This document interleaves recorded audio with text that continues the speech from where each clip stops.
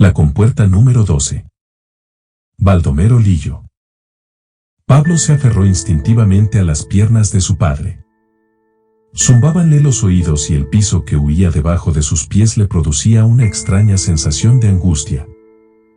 Creíase precipitado en aquel agujero, cuya negra abertura había entrevisto al penetrar en la jaula.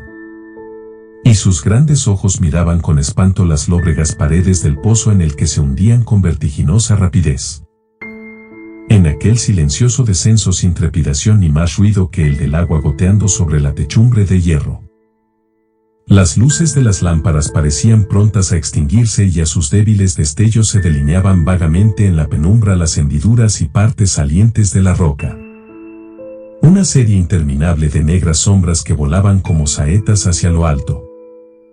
Pasado un minuto, la velocidad disminuyó bruscamente, los pies asentáronse con más solidez en el piso fugitivo y el pesado armazón de hierro, con un áspero rechinar de goznes y de cadenas. Quedó inmóvil a la entrada de la galería. El viejo tomó de la mano al pequeño y juntos se internaron en el negro túnel. Eran de los primeros en llegar y el movimiento de la mina no empezaba aún. De la galería, bastante alta para permitir al minero erguir su elevada talla, solo se distinguía parte de la techumbre cruzada por gruesos maderos. Las paredes laterales permanecían invisibles en la oscuridad profunda que llenaba la vasta y lóbrega excavación. A 40 metros del pique, se detuvieron ante una especie de gruta excavada en la roca. Del techo agrietado, de color de hollín, colgaba un candil de hoja de lata, cuyo macilento resplandor daba a la estancia la apariencia de una cripta enlutada y llena de sombras. En el fondo, sentado delante de una mesa, un hombre pequeño, ya entrado en años, hacía anotaciones en un enorme registro. Su negro traje hacía resaltar la palidez del rostro surcado por profundas arrugas. Al ruido de pasos, levantó la cabeza y fijó una mirada interrogadora en el viejo minero, quien avanzó con timidez, diciendo con voz llena de sumisión y de respeto: «Señor, aquí traigo al chico». Los ojos penetrantes del capataz abarcaron de una ojeada el cuerpecillo endeble del muchacho. Sus delgados miembros y la infantil inconsciencia del moreno rostro en el que brillaban dos ojos muy abiertos como de medrosa bestezuela, lo impresionaron desfavorablemente y su corazón, endurecido por el espectáculo diario de tantas miserias, experimentó una piadosa sacudida a la vista de aquel pequeñuelo arrancado de sus juegos infantiles y condenado, como tantas infelices criaturas, a languidecer miserablemente en las humildes galerías, junto a las puertas de ventilación. Las duras líneas de su rostro se suavizaron y con fingida aspereza le dijo al viejo que, muy inquieto por aquel examen, fijaba en él una ansiosa mirada: «Hombre, este muchacho es todavía muy débil para el trabajo». «¿Es hijo tuyo?» «Sí, señor». «Pues debías tener lástima de sus pocos años y antes de enterrarlo aquí, enviarlo a la escuela por algún tiempo». «Señor», balbuceó la voz ruda del minero en la que vibraba un acento de dolorosa súplica. «Somos 6 en casa y uno solo el que trabaja. Pablo cumplió ya los 8 años y debe ganar el pan que come y, como hijo de mineros, su oficio será el de sus mayores, que no tuvieron nunca otra escuela que la mina». Su voz opaca y temblorosa se extinguió repentinamente en un acceso de tos, pero sus ojos húmedos imploraban con tal insistencia que el capataz, vencido por aquel mudo ruego, llevó a sus labios un silbato y arrancó de él un sonido agudo que repercutió a lo lejos en la desierta galería. Oyóse un rumor de pasos precipitados y una oscura silueta se dibujó en el hueco de la puerta.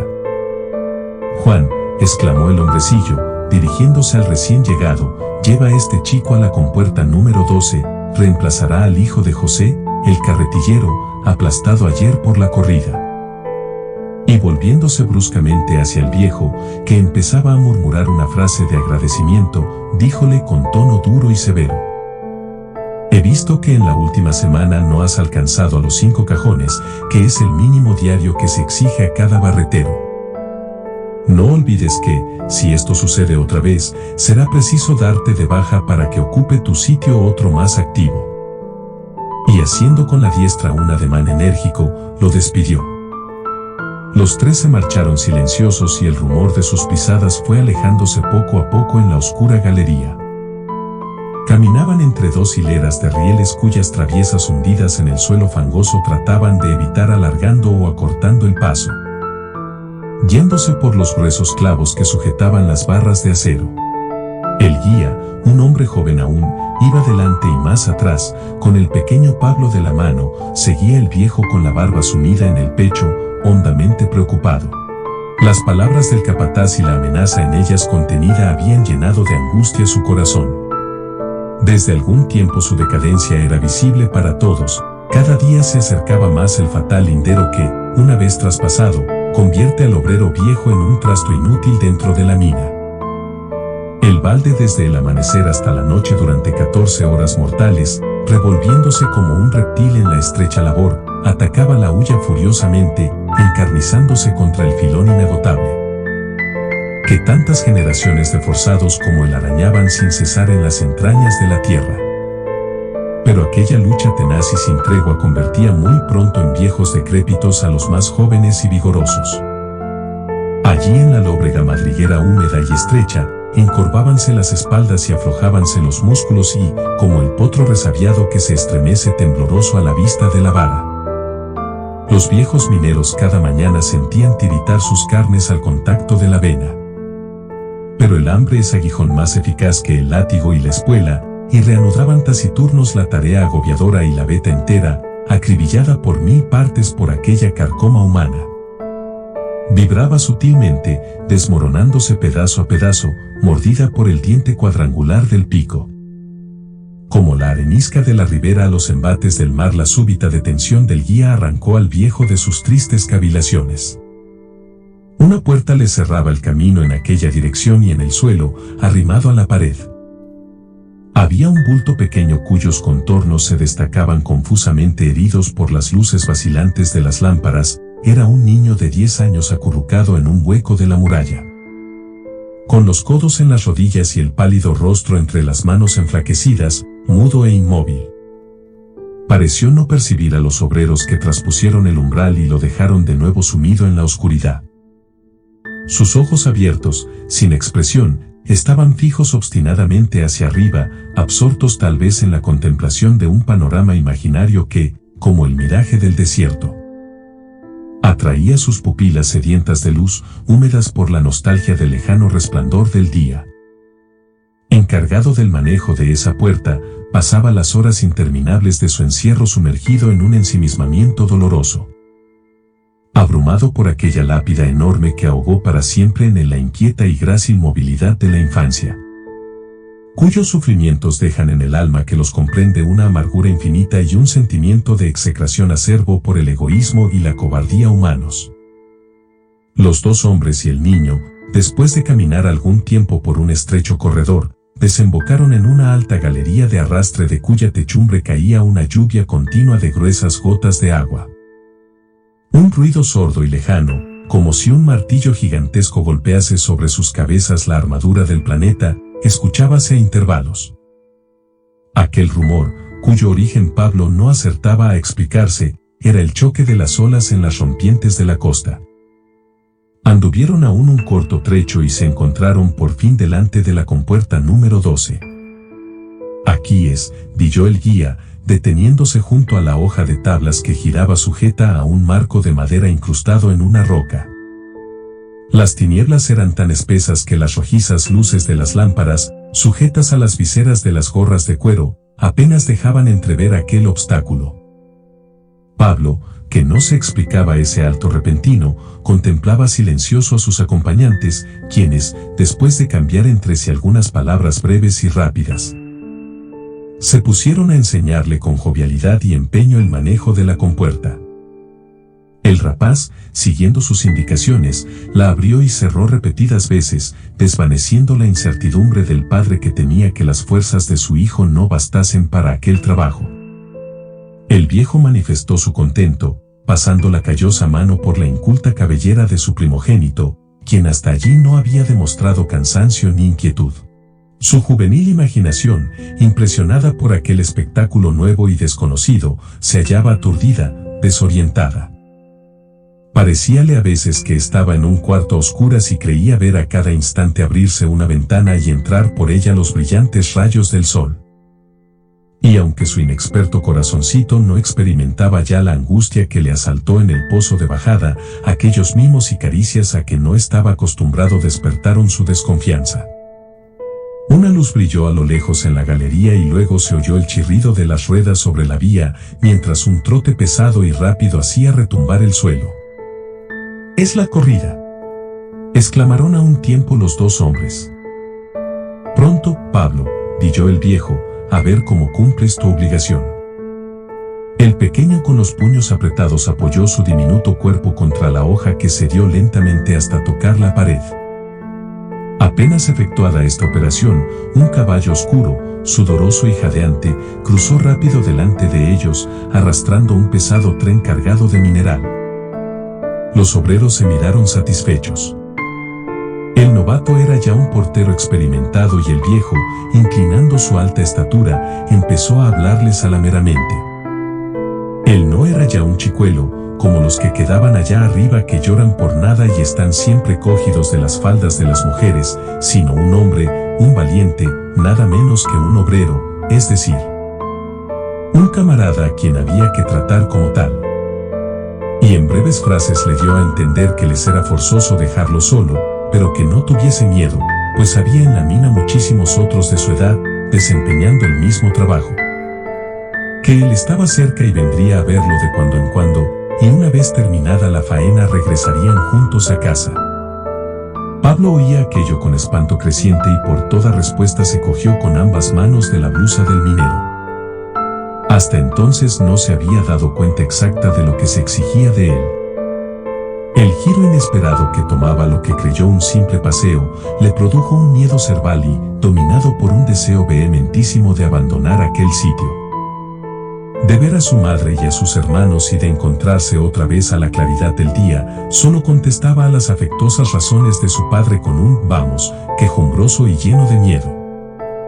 Ni promesas ni amenazas lo convencían, y el «vamos, padre», brotaba de sus labios cada vez más dolorido y apremiante.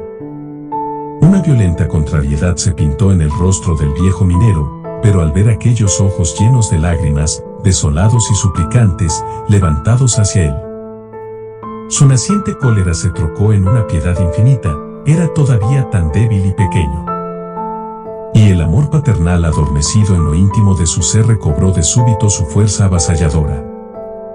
El recuerdo de su vida, de esos 40 años de trabajos y sufrimientos, se presentó de repente a su imaginación. Y con honda congoja comprobó que de aquella labor inmensa solo le restaba un cuerpo exhausto que tal vez muy pronto arrojarían de la mina como un estorbo. Y al pensar que idéntico destino aguardaba a la triste criatura, le acometió de improviso un deseo imperioso de disputar su presa a ese monstruo insaciable, que arrancaba del regazo de las madres los hijos apenas crecidos para convertirlos en esos parias, cuyas espaldas reciben con el mismo estoicismo el golpe brutal del amo y las caricias de la roca en las inclinadas galerías. Pero aquel sentimiento de rebelión que empezaba a germinar en él se extinguió repentinamente ante el recuerdo de su pobre hogar y de los seres hambrientos y desnudos de los que era el único sostén. Y su vieja experiencia le demostró lo insensato de su quimera. La mina no soltaba nunca al que había cogido y, como eslabones nuevos que sustituyen a los viejos y gastados de una cadena sin fin, allí abajo los hijos sucedían a los padres y en el hondo pozo el subir y bajar de aquella marca viviente no se interrumpiría jamás. Los pequeñuelos, respirando el aire emponzoñado de la mina, crecían raquíticos, débiles, paliduchos, pero había que resignarse, pues para eso habían nacido. Y con resuelto ademán, el viejo desenrolló de su cintura una cuerda delgada y fuerte y, a pesar de la resistencia y súplicas del niño, lo ató con ella por mitad del cuerpo y aseguró, enseguida, la otra extremidad en un grueso perno incrustado en la roca. Trozos de cordel adheridos a aquel hierro indicaban que no era la primera vez que prestaba un servicio semejante. La criatura medio muerta de terror lanzaba gritos penetrantes de pavorosa angustia y hubo que emplear la violencia para arrancarla de entre las piernas del padre, a las que se había asido con todas sus fuerzas. Sus ruegos y clamores llenaban la galería, sin que la tierna víctima, más desdichada que el bíblico Isaac, oyese una voz amiga que detuviera el brazo paternal armado contra su propia carne. Por el crimen y la iniquidad de los hombres. Sus voces llamando al viejo que se alejaba tenían acentos tan desgarradores, tan hondos y vibrantes, que el infeliz padre sintió de nuevo flaquear su resolución. Mas aquel desfallecimiento solo duró un instante y, tapándose los oídos para no escuchar aquellos gritos que le atenaceaban las entrañas, apresuró la marcha apartándose de aquel sitio.